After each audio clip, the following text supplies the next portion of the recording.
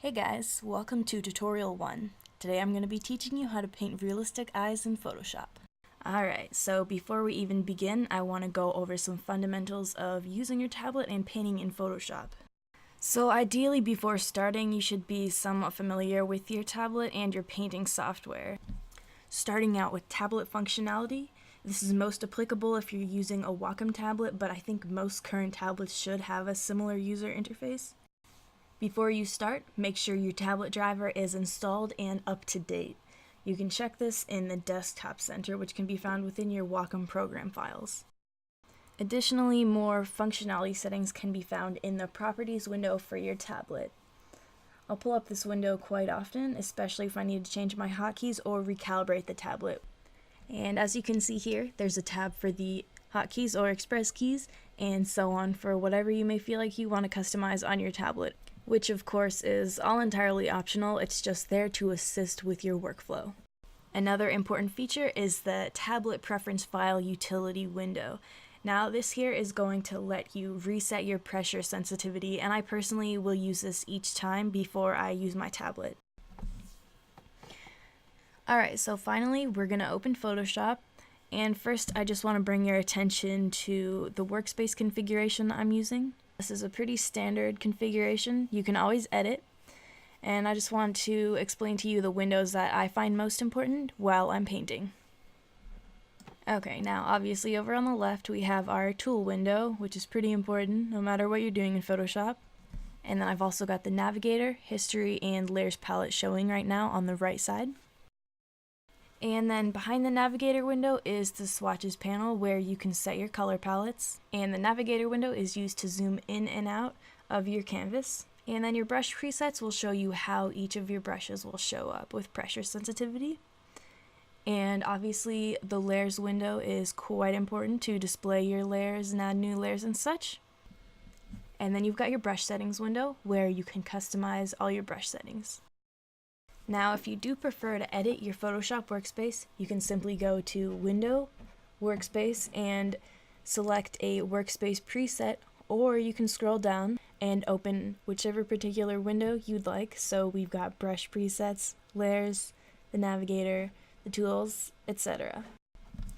Now there are a lot of different ways to modify your brush. If you right click, there's the slider for size, as well as a selection of brushes, and then obviously there's the brush preset window and the brush settings window.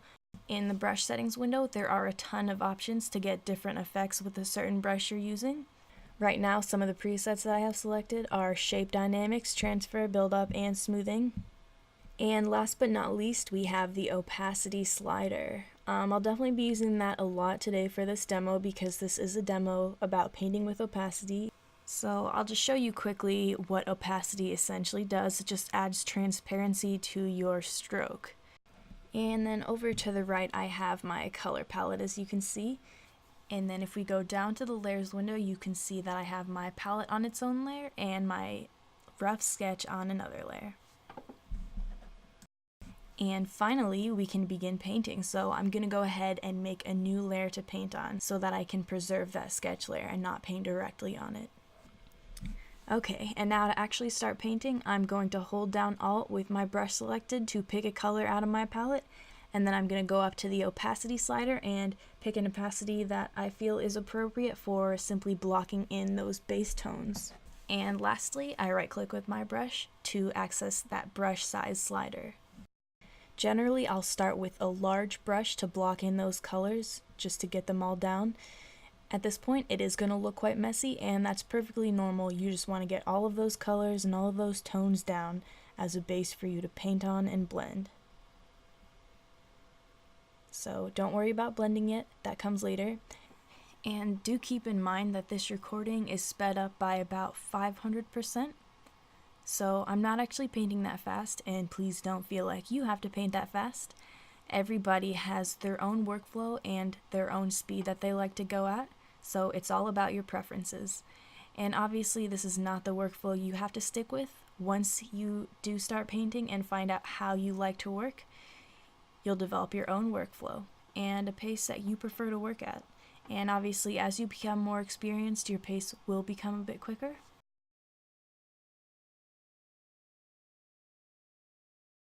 Now, throughout my painting process, I will go ahead and adjust that opacity every now and then, as well as adjust the brush size. So once I've locked all those colors in, I like to reduce the brush size to give me a little bit more control over those finer lines and rendering out some of those details.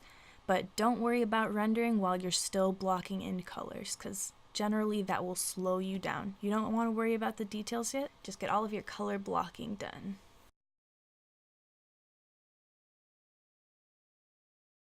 And it's definitely worth mentioning that if you are unfamiliar with your subject or want to capture the likeness and anatomical accuracy, it's perfectly okay to use a reference.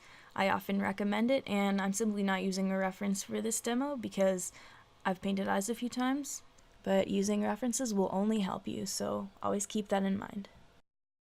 Especially photo references, as those are the most accurate references you could use, even if you are painting in a semi-realistic style or you have that stylized type of art.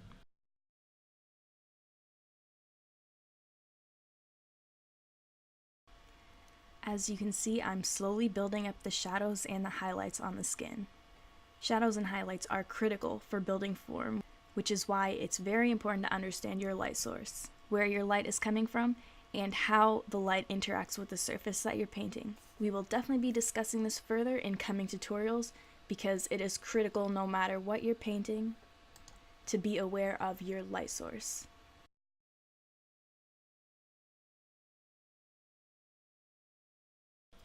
Now, once I get somewhat along in the painting process, I'll reduce my brush size quite a bit, and this is referred to as rendering, as I'm trying to capture those smaller details and somewhat outline those larger forms to make them pop.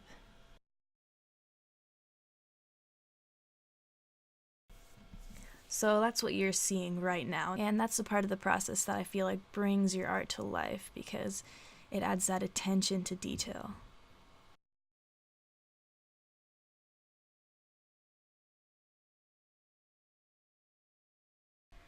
As you've probably been able to tell, I've been using undo or the Ctrl-Z hotkey on my tablet quite frequently, which is just another part of the process.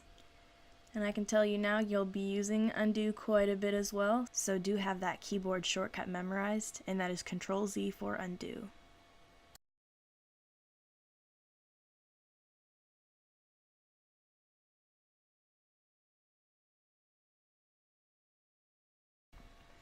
Another really important thing that I haven't mentioned yet is always remember to save. Save your work early and save your work frequently. Because although Photoshop doesn't crash as often as 3D applications, such as Maya or ZBrush, it will still crash on you from time to time. Now I know that probably seems like a no-brainer, but you'll be surprised how easy it is for that to slip your mind while you're working. So just remember, Ctrl-S for save.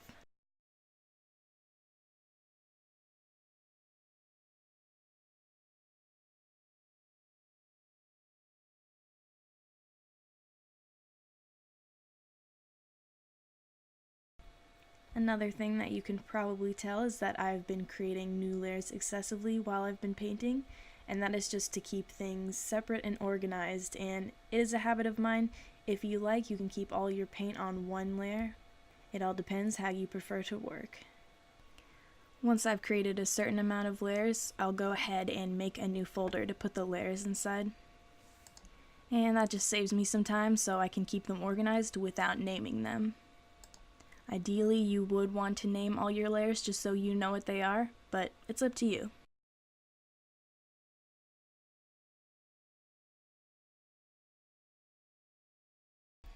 If you've been paying attention to the layers window, you'll notice that I have been adjusting two layer settings. Firstly, the opacity, and secondly, the blending mode, both of which are incredibly helpful in achieving the desired effect you want in your art. As with brush opacity, layer opacity changes the transparency of your layer. Layer blending modes, however, is much more of an in-depth subject. But essentially, changing the blending mode is just changing how your layer will blend with the layers beneath it. It's definitely worth doing some research on each blending mode and playing around with those to get different effects.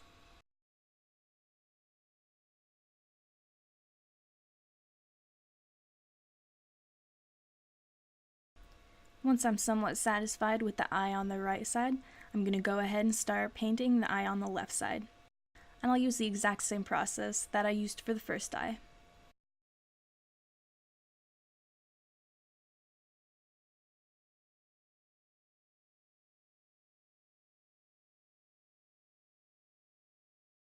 And for the sake of time, we're just going to do a quick time lapse for that one.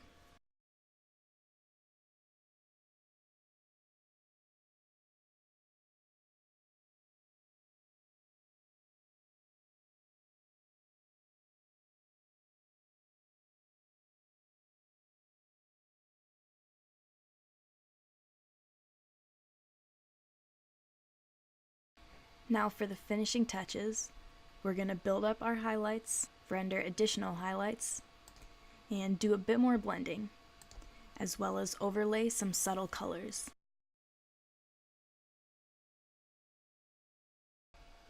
And there you have it.